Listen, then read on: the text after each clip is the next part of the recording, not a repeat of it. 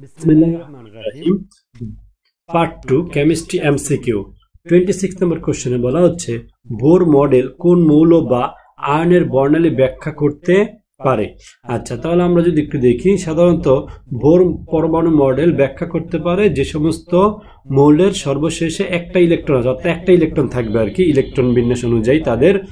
এক্ষেত্রে আমরা যদি দেখি বেরিলিয়াম, তো বেরিলিয়ামের সাধারণত বেরিলিয়ামের 4টা ইলেকট্রন, তো 3টা দিয়ে দেবে, তা থাকবে।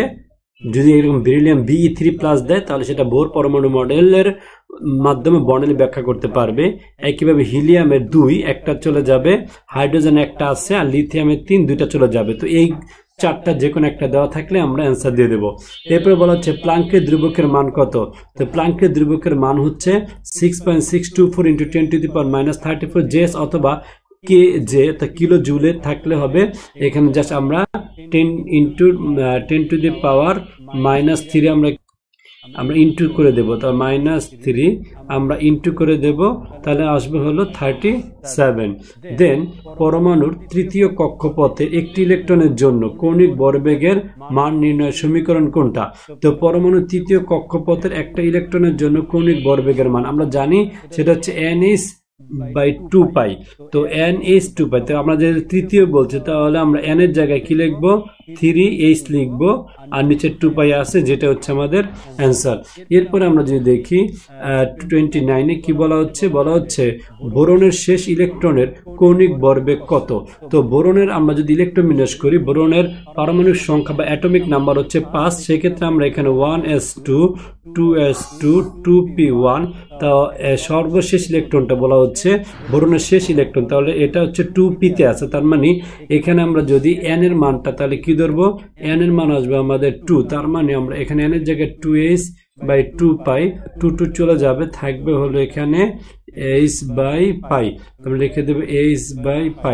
তারপরের কোশ্চেনে বলা হচ্ছে যে স্বাভাবিক অবস্থায় হাইড্রোজেন পরমাণুর আবর্তনশীল ইলেকট্রনের কৌণিক ভরবেগ কত।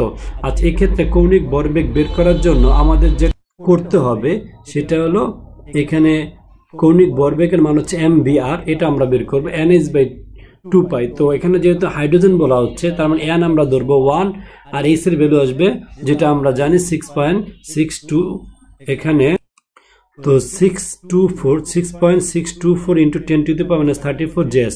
তো আমরা যদি এখানে বসিয়ে দেই, ক্যালকুলেটরের ভিতরে একবার আমরা বসাই, সেক্ষেত্রে প্রথম হচ্ছে n হচ্ছে 1 লিখবো, ইন্টু h এর ভ্যালু যেটা আমরা বললাম 6.624 × 10⁻34।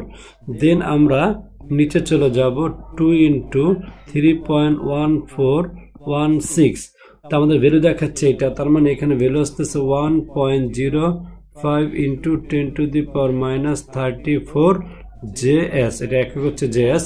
তো এটা হচ্ছে আমাদের অ্যান্সার। পরের কোশ্চেন যদি আমরা দেখি কি বলা হচ্ছে, এখানে বলা হচ্ছে যে হাইড্রোজেন পরমাণুর চতুর্থ, আমরা যদি একটু, তো হাইড্রোজেন পরমাণু চতুর্থ কক্ষপথের ব্যাসার্ধ দেওয়া আছে 7.5 × 10⁻10 মিটার হলে ওই কক্ষপথ ইলেকট্রনের গতিবেগ কত হবে। তো আমরা তার মানে গতিবেগ চাচ্ছে, আমরা এখান থেকে বিটা বের করবো, তো বি রেখে দিই nh, আর এই mr-টা এই পাশে আমরা নিয়ে যাব। দেন আমরা একবারে যদি ক্যালকুলেটরে বসিয়ে দিই, এখানে আমরা ভ্যালুগুলো নিয়ে নিব। এখানে ইলেকট্রনের ভর m, যেতে m এর মান লাগবে 9.1 × 10⁻31 কেজি, ব্যাসার্ধ মান এটা, আর কক্ষপথ যেহেতু ওখানে চতুর্থ বলা হয়েছে, তাই আমরা n ইকুয়াল, এখানে বলা হচ্ছে যে চতুর্থ কক্ষপথ, এই চতুর্থ কক্ষপথ বলার কারণে আমরা n এর ভ্যালু নেব 4। তার আমরা যখন করি তাই কত আসতেছে, এখানে প্রথমত আমাদের আসবে হলো n ইকুয়াল 4, তো 4 এখানে আমরা আগে দেই 4 ইন্টু, তারপর আমাদের h এর ভ্যালু 6.624 × 10⁻34। দেন আমরা নিচে চলে যাব, যেখানে আছে প্রথমে আমরা দেব হলো 2π, তাহলে লিখবো 2 × 3.1416 ইন্টু, এরপর বলছে m এর মান যেটা হচ্ছে 9.1, দেখি 9.1 ×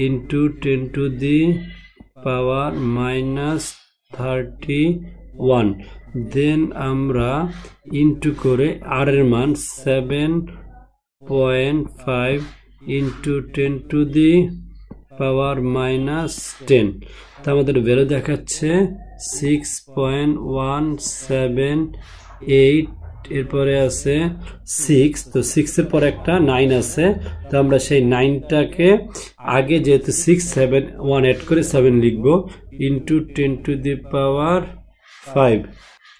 তো এখানে একক হচ্ছে ms ইনভার্স 1 যেহেতু বেগ, আর উপরে আমরা আগে যেটা করেছিলাম সেখানে আমাদের জেএস দেওয়া আছে আমাদের অ্যান্সারে, এটার আরেকটা একক হচ্ছে হলো kg m square s inverse 1, যেহেতু কৌণিক ভরবেগ kg m square s inverse 1 এটা সাধারণত একক। আর আমাদের এই যে বরিশাল বোর্ডে যে কোশ্চেনটা দেওয়া আছে এখানে জেএস দেওয়া ছিল, তো আমরা এখানে জেএস এত দেব। নেক্সট কোশ্চেন আমরা যদি দেখি, বলা হচ্ছে বোর পরমাণু মডেলে, অর্থাৎ বোর পরমাণুতে একটি বোর ইলেকট্রন চতুর্থ শক্তি স্তরে একটি পূর্ণ আবর্তন করতে কয়টি পূর্ণ তরঙ্গ সৃষ্টি করবে। তা আমাদের এখানে আমাদের জানা থাকতে হবে যে কোনো কক্ষের তরঙ্গ সংখ্যার মান ওই কক্ষের অর্থাৎ শক্তি স্তরের মানের সমান। সুতরাং এখানে যেহেতু বলছে চতুর্থ শক্তি স্তর, তার মানে পূর্ণ তরঙ্গ সৃষ্টি করবে 4টা। এরপরে যদি পরের কোশ্চেন আমরা যদি দেখি, কোনটি আকৃতি প্রকাশ করে, মুখস্থ সহকারী কোয়ান্টাম সংখ্যা আকৃতি প্রকাশ করে, পরমাণুতে অরবিটালের ধারণা কোন উৎস থেকে পাওয়া যায়। আমরা বলবো কোয়ান্টাম তত্ত্ব থেকে পাওয়া যায়, যেটা 34 নম্বর কোশ্চেন। 35 নম্বর কোশ্চেন বলা হচ্ছে চৌম্বক কোয়ান্টাম দ্বারা কি পাওয়া যায়। আমরা বলবো ম্যাগনেটিক কোয়ান্টাম বা চৌম্বক কোয়ান্টাম সংখ্যা m দ্বারা সূচিত হয়, যার মান হচ্ছে 0 সহ +l থেকে -l হতে পারে। এই মান থেকে উপস্তরে উপস্থিত অরবিটাল সংখ্যা জানা যায়, আমরা মেমোরাইজ রাখবো এটা। এরপরে বলা হচ্ছে পরমাণুতে অরবিটাল সম্পর্কে ধারণা দেয় কোন কোয়ান্টাম সংখ্যা। অরবিটাল সম্পর্কে ধারণা দেয় সহকারী কোয়ান্টাম সংখ্যা। এরপর আমরা বলবো যে কক্ষপথ শক্তি স্তর সম্পর্কে ধারণা দেয় কোনটি। আমরা বলবো প্রধান কোয়ান্টাম সংখ্যা কক্ষপথ সম্পর্কে ধারণা দেয়। এরপরের কোশ্চেন হচ্ছে ইলেকট্রনের ঘূর্ণন দিক ধারণা প্রদান করে বা ধারণা দেয় কোনটি। আমরা বলবো স্পিন কোয়ান্টাম সংখ্যা ইলেকট্রনের ঘূর্ণনের দিক ধারণা দেয়। এরপরে আসছি 39 নম্বর কোশ্চেনে, সেখানে বলা হচ্ছে যে পরমাণু দ্বিতীয় কক্ষপথের একটি ইলেকট্রনের জন্য কৌণিক ভরবেগের মান নির্ণয়ের সমীকরণ কোনটা। তো যেহেতু পরমাণু দ্বিতীয় কক্ষপথ, তার মানে আমরা m(br = nh/2 পাই, সেই ক্ষেত্রে আমরা দ্বিতীয় অর্থাৎ n এর জায়গায় আমরা 2 লিখবো, তো 2h/2 পাই, এখানে 2 কাটা থাকবে হলো h/5, তাহলে আমরা লিখবো h/পাই। এটা হচ্ছে আমার 39 নম্বর কোশ্চেন। এরপর আমরা যদি দেখি 40 নম্বর কোশ্চেন, কি বলা হচ্ছে পরমাণুর উপশক্তি স্তরে ইলেকট্রন ধারণ ক্ষমতা নির্ণয়ের সূত্র কোনটা। তো ইলেকট্রনের ধারণ ক্ষমতার সূত্র আমরা মনে রাখবো 2 × 12 + 1, এটা হচ্ছে আমাদের ইলেকট্রন সর্বোচ্চ কয়টা ধারণ করতে পারে উপশক্তি স্তরে, সেটা আমরা ফর্মুলা বের করার। এরপরের কোশ্চেন হচ্ছে তৃতীয় শক্তি স্তরে উপশক্তি স্তরের সংখ্যা কত। তো আমরা যদি এটা এভাবে বের করি, তৃতীয় শক্তি স্তরে বলা হচ্ছে, তো যদি আমরা দেখি এখন তৃতীয় শক্তি, তার মানে n = হচ্ছে 3, l = কি হবে, l = হবে 0, অর্থাৎ n মাইনাস অর্থাৎ যেটা দেওয়া থাকবে n - 1, তাহলে 1 যেহেতু বলা হচ্ছে 3 থেকে 1 গেলে 2 থাকে, তাহলে আমরা লিখবো 0, এরপর লিখবো আমরা 1 2, আর হচ্ছে m এর মান আবার ডিপেন্ড করে l এর উপরে, তো l এর মান m এর উপর ডিপেন্ড করবে, সেটা মাইনাস সহ নেব আমরা, যেহেতু 0 তাহলে 0ই হবে, 1 হলে কি হবে -1 0 1, আর 2 থাকলে কি হবে -2 -1 0, এরপর আবার সাথে থাকবে হলো -1 1, তাহলে এখানে উপশক্তি স্তর হচ্ছে একটা, এখানে হচ্ছে 3টা, আর এখানে হচ্ছে 5টা, টোটাল তাহলে কত হচ্ছে 9টা। সুতরাং আমরা বলবো তৃতীয় শক্তি স্তর উপশক্তি স্তরের সংখ্যা হবে 9টা। এরপরে আমরা একটুখানি এখান থেকে ধারণা নিয়ে নেই, আমাদের উপশক্তি স্তরের নাম হচ্ছে L এর SPDF, এবং L এর মান যদি 0 হয়, S হচ্ছে 0, P হচ্ছে 1, D মানে 2, আর F মানে হচ্ছে 3, আর সর্বাধিক অরবিটাল সংখ্যার ফর্ম হচ্ছে 12 + 1। যদি আমরা S এ দেখি, এইখানে যদি আমরা S এর ক্ষেত্রে 0 বসে তাহলে থাকবে হলো একটা, যদি P এর মান 1 হয় তাহলে L এর জায়গায় আমরা যদি P এর মান L এর জায়গায় আমরা 1 বসাই, তাহলে কত আসতেছে 2 × 1 প্লাস 1 তাহলে আসতেছে 3। এরপরে যখন ডি এর মান 2 হবে, এল এর জায়গায় আমরা যদি 2 বসাই 2 ইন্টু 2 প্লাস 1 দ্যাটস মিন 5 হবে, 2 2 4 আর 1 5। এরপরে এল এর জায়গায় আমরা যদি 3 বসাই, যখন এফ এর ভ্যালু 3 অর্থাৎ এফ মানে হচ্ছে 3, তাহলে কত আসবে 2 ইন্টু 3 প্লাস 1, তখন অরবিটাল সংখ্যা হবে এখানে 7টা। এখন আসি সর্বাধিক ইলেকট্রনের ধারণ ক্ষমতা, সেটা ফর্মুলা হচ্ছে 2 ইন্টু 12 প্লাস 1। তো এখন আগে থেকে যদি আমরা দেখি 2l, এখানে যদি আমরা বাইরে একটা 2 আছে 2 আর ভেতরে l এর জায়গায় 0, তার মানে 0 প্লাস 1 দ্যাটস মিন 2 ইন্টু 1 মানে 2। পরেরটার ক্ষেত্রে যদি আমরা করি 2 ইন্টু পি এর মান 1, তার মানে এই l এর জায়গায় 1 হবে, তাহলে সেক্ষেত্রে 2 ইন্টু 1 প্লাস 1, ভেতরে 2 1 যা 2 আর প্লাস 1 3 3 3 দুগুণা 6। এরপরটা যদি আমরা দেখি 2 ইন্টু এল এর মান এখন হচ্ছে 2, এখানে 2 দেব প্লাস 1, তাহলে 2 2 4 4 প্লাস 1 5 দুগুণা 10। তাহলে সর্বাধিক ইলেকট্রন সংখ্যা ডি যে উপশক্তির স্তর আছে সেখানে থাকবে হলো কয়টা, 10টা। এরপরে আমরা যেটা দেখি এফ আর একটা উপশক্তি স্তর, এখানে সর্বাধিক ইলেকট্রন থাকতে পারবে কয়টা, 2 ইন্টু আবার যেহেতু এল এর মান হচ্ছে 3, এখানে 3 লিখি, 3 প্লাস আমাদের 1 আছে, 3 দুগুণা 6 1 7 দুগুণা 14। তার মানে এফ শক্তি স্তরের ভেতরে সর্বাধিক ইলেকট্রন থাকতে পারবে 14টা। আর আমরা এগুলোকে ইলেকট্রন বিন্যাস এভাবে দেখাতে পারি, যখন দুইটা S2 P6 ডি হচ্ছে D10 আর 14 F14 দ্বারা আমরা এক্সপ্রেস করতে পারি। এরপর আমাদের 42 নম্বর কোশ্চেন বলা হচ্ছে পরমাণু তৃতীয় শক্তি স্তরের জন্য এম এর মান কতটি। তো তৃতীয় শক্তি স্তরের এম এর মান আমরা একটু আগে করেছিলাম, সেখানে 1 2 3 4 5 6 7 8 9, সুতরাং আমরা বলে দেব এম এর মান হচ্ছে 9টি।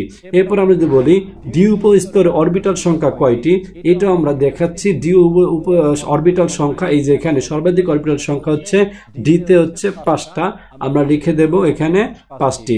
পঞ্চম শক্তি স্তরে মোট অরবিটাল কয়টি, আমরা সাধারণত এটা বের করে ফেলবো। পঞ্চম শক্তি মোট অরবিটাল এন স্কয়ার ফর্মুলা দিয়ে, যেহেতু পঞ্চম বলছে তার মানে 5, এন এর ভ্যালু 5 স্কয়ার, তাহলে কত হবে 25টা অরবিটাল থাকবে। কোন শক্তি স্তর অরবিটাল সংখ্যা নির্ণয়ের সূত্র কোনটা, এন স্কয়ার এটা। এরপরে 46 নম্বরে বলা হচ্ছে যে চতুর্থ শক্তি স্তরে মোট অরবিটাল কয়টি, তাহলে আমরা যদি বলি এন স্কয়ার ইকুয়াল 4 স্কয়ার, তাহলে 4 4 16টি। এরপরে 47 নম্বর কোশ্চেন বলা হচ্ছে ষষ্ঠ প্রধান শক্তি স্তর সর্বোচ্চ কত ইলেকট্রন থাকতে পারে। তো আমরা একটু আগে ফর্মুলা ওই আগেরটা যেটা ছিল সেটা উপশক্তি স্তরের ক্ষেত্রে, আর এখন বলছে প্রধান শক্তি স্তরে। তো প্রধান শক্তি স্তরে সর্বাধিক ইলেকট্রন থাকার ফর্মুলা হচ্ছে 2n স্কয়ার, যেহেতু ষষ্ঠ বলছে তাহলে আমরা 2 ইন্টু 6 স্কয়ার, 6 4 36, 36 দুগুণা 72টা থাকতে পারবে। এরপরে বলা হচ্ছে একটি অরবিটালে সর্বোচ্চ কয়টি ইলেকট্রন থাকতে পারে, যে কোনো অরবিটালে সর্বোচ্চ 2টি ইলেকট্রন থাকতে পারে। এরপরে বলা হচ্ছে সহকারী কোয়ান্টাম সংখ্যা এল এর মান 2 হলে সর্বোচ্চ ইলেকট্রন ধারণ ক্ষমতা কত।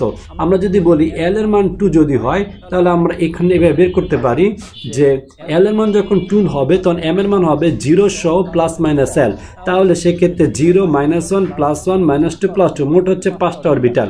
আর একটা অরবিটাল ইলেকট্রন থাকতে পারে 2টা, সুতরাং 5টি অরবিটালে মোট ইলেকট্রন থাকবে 5 দুগুণা 10টা। এরপর আমরা যদি 50 নম্বর কোশ্চেনটা দেখি, বলা হচ্ছে সহকারী কোয়ান্টাম সংখ্যার মান যখন 2 তখন এম এর মান কতটি। আমরা একটু আগে করেছি, যখন 2 হবে তখন হবে -2 থেকে -1 0 সহ 1 2, এই টোটাল আমাদের এখানে 5টা এম এর মান